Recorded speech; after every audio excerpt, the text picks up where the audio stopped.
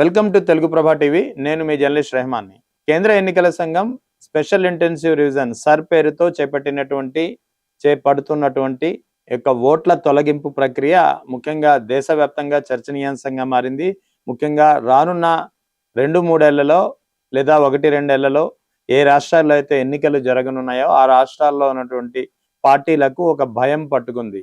Election commission అయితే operation clean అని చెబుతోంది, కానీ దీని ప్రతిపక్షాలు ముఖ్యంగా ఏ ప్రభుత్వాలకైతే వ్యతిరేకంగా, ఏ పార్టీలకైతే వ్యతిరేకంగా ఈ యొక్క ఎన్నికల ఓట్ల తొలగింపు ప్రక్రియ జరుగుతుందో ఆ పార్టీలు మాత్రం దీన్ని ఆపరేషన్ థ్రెట్ గానే అభివర్ణిస్తున్న పరిస్థితి. ముఖ్యంగా బీహార్ ఎన్నికల సందర్భంగా చూసాం. బీహార్లో దాదాపు 47 లక్షల ఓట్లను తొలగించిన పరిస్థితి ఎలక్షన్కి ముందు. వాస్తవానికి బీహార్లో చేపట్టినటువంటి స్పెషల్ ఇంటెన్సివ్ రివిజన్ పై అక్కడ ఉన్నటువంటి కాంగ్రెస్, ఆర్జేడీ ఇతర పార్టీలు పెద్ద ఎత్తున అభ్యంతరాలు వ్యక్తం చేశాయి. పెద్ద ఎత్తున వ్యతిరేకత వెలిబుచ్చిన పరిస్థితి. ఆ రాష్ట్రంలో మొత్తం 61 లక్షల ఓట్లను తొలగిస్తే కొత్తగా 20 లక్షల ఓట్లు జత చేసిన పరిస్థితి. మొత్తానికి ఓవరాల్ గా 47 లక్షల ఓట్లను బీహార్ ఎన్నికలకు ముందు కేంద్ర ఎన్నికల సంఘం తొలగించింది. ఆ తర్వాత అదే సర్ విషయంలో పెద్ద ఎత్తున అభ్యంతరాలు, పెద్ద ఎత్తున ఆందోళన వ్యక్తమవుతుంటే ఎలక్షన్ కమిషన్ మాత్రం అన్ని రాష్ట్రాల్లోనూ సర్ ప్రక్రియను చేపడతామని చెప్పి ఖచ్చితంగా చెప్పడమే కాకుండా ఆ ప్రక్రియను కొనసాగిస్తుంది. ఇప్పుడు వచ్చే ఏడాది ప్రారంభంలో అంటే ఫిబ్రవరిలో మొత్తం దేశంలోని కేరళ, పశ్చిమ బెంగాల్, తమిళనాడు, పుదుచేరి, అస్సాం రాష్ట్రాల్లో అసెంబ్లీ ఎన్నికలు జరగనున్నాయి. ఆ తర్వాత 2026లో యూపీ, గుజరాత్ వంటి రాష్ట్రాల్లో కూడా ఎన్నికలు జరగనున్నాయి. ఇక మధ్యప్రదేశ్లో అయితే 2028లో ఎన్నికలు జరగవచ్చు. మొత్తానికి సర్ పేరుతో కేంద్ర ఎన్నికల సంఘం చేపడుతున్నటువంటి యొక్క ఓట్ల తొలగింపు ప్రక్రియ పార్టీలకు ఒక భయం వెంటాడుతోంది. ముఖ్యంగా ఈ తాజాగా పశ్చిమ బెంగాల్ ఎన్నికలకు సంబంధించినటువంటి పశ్చిమ బెంగాల్లో దాదాపు 57 లక్షల ఓట్లను తొలగించిన పరిస్థితి. దీనికి సంబంధించినటువంటి డ్రాఫ్ట్ జాబితాను కేంద్ర ఎన్నికల సంఘం ఇప్పటికే ప్రచురించింది. దీనిపై పశ్చిమ బెంగాల్లోని మమతా బెనర్జీ ప్రభుత్వం తీవ్రంగా అభ్యంతరం వ్యక్తం చేసింది. పశ్చిమ బెంగాల్లో మొత్తం 58 లక్షల ఓట్లను తొలగించారు. ఇందులో 24.16 లక్షల మందిని మరణించిన వారిగా ఎలక్షన్ కమిషన్ పేర్కొంటే 19.88 లక్షల మందిని వలస వెళ్లిన వారుగా, అంటే ఇతర రాష్ట్రాల్లో సెటిల్ అయిన వారుగా తేల్చింది. ఇక 12.20 లక్షల మంది బోగస్ ఓటర్లుగా నమోదైనట్టు ఎలక్షన్ కమిషన్ గుర్తించింది. ఇక 1.38 లక్షల మందిని కూడా గల్లంతైనట్లు తెలిపింది. సో ఈ క్రమంలో ఇప్పటికే పశ్చిమ బెంగాల్ ముఖ్యమంత్రి, టీఎంసీ అధినేత్రి మమతా బెనర్జీ పెద్ద ఎత్తున సర్ ప్రక్రియపై అభ్యంతరాలు వ్యక్తం చేస్తుంది. ఇది ఈసీ, బీజేపీ కలిపి ఆడుతున్నటువంటి కుట్రగా ఆమె అభివర్ణించిన పరిస్థితి. ఇప్పుడు తాజాగా తమిళనాడుకు సంబంధించినటువంటి జాబితా విడుదలైంది. తమిళనాడులో అయితే ఏకంగా 97 లక్షల ఓట్లను తొలగించిన పరిస్థితి. అంటే దాదాపు 1 కోటి మంది ఓట్లను ఎలక్షన్ కమిషన్ నిర్దాక్షిణ్యంగా తమిళనాడు ఓటర్ల జాబితా నుంచి తొలగించింది.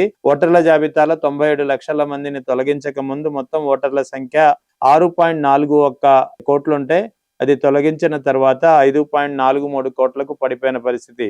ఇందులో 27 లక్షల మందిని మరణించిన వారిగా చెబుతుంటే 66 లక్షల మంది రాష్ట్రం విడిచి ఇతర రాష్ట్రాల్లో సెటిల్ అయ్యారని చెప్పి ఈసీ చెబుతోంది.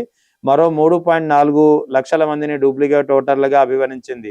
ఒక్క చెన్నైలోనే ఏకంగా 15 లక్షల ఓటర్లను తొలగించింది. ఇక కోయంబత్తూరు జిల్లాలో కూడా భారీగా ఓట్లను తొలగించింది. ఎక్కడైతే ప్రతిపక్షాలు ముఖ్యంగా బీజేపీకి వ్యతిరేకంగా ఉన్నటువంటి పార్టీలు బలంగా ఉన్నాయని చెప్పి భావించారో ఆ జిల్లాల్లోనే ఈ ఓట్ల తొలగింపు ఎక్కువగా ఉండడం అనేది ఒక ప్రత్యేకమైన అంశంగా దీన్ని వ్యతిరేకిస్తున్న వారు చెబుతున్న పరిస్థితి. ఈ క్రమంలో కోయంబత్తూరులో ఏకంగా 6.5 లక్షల ఓట్లు గల్లంతయ్యాయి. ఇందులో బీజేపీ కాంచీపురంలో 2.74 లక్షలు, దిండిగల్లో 2.33 లక్షలు. ఇక విజయ్ నేతృత్వం వహిస్తున్నటువంటి పార్టీ ప్రధానంగా పోటీ చేసే కొన్ని నియోజకవర్గాల్లో కూడా పెద్ద ఎత్తున ఓట్ల తొలగింపు ప్రక్రియ జరిగింది. సో ఈ నేపథ్యంలో తమిళనాడులో ఏకంగా సవరణ తర్వాతే 97 లక్షల ఓటర్లను తొలగించడంతో తమిళనాడులో ముఖ్యంగా అధికార డిఎంకే పార్టీతో పాటు కొత్తగా విజయ్ ఏర్పాటు చేసినటువంటి టీవీకే పార్టీ కూడా పెద్ద ఎత్తున సర్ను వ్యతిరేకిస్తున్న పరిస్థితి కనిపిస్తుంది. ఇక ఆ తర్వాత గుజరాత్ లో కూడా పెద్ద ఎత్తున ఓట్ల తొలగింపు కార్యక్రమం ఇప్పుడే సర్ ప్రక్రియ అక్కడ కొనసాగుతోంది. గుజరాత్ లో ఏకంగా 73.73 లక్షల మంది ఓటర్లను తొలగించిన పరిస్థితి. గుజరాత్లో కూడా ఈ అక్టోబర్లో మొదలై ఇటీవల నవంబర్లో ముగిసింది. ఇప్పుడు తాజాగా దీనికి సంబంధించినటువంటి డ్రాఫ్ట్ జాబితా అనేది విడుదలైంది. 73.73 లక్షల ఓట్లను తొలగించిన పరిస్థితి.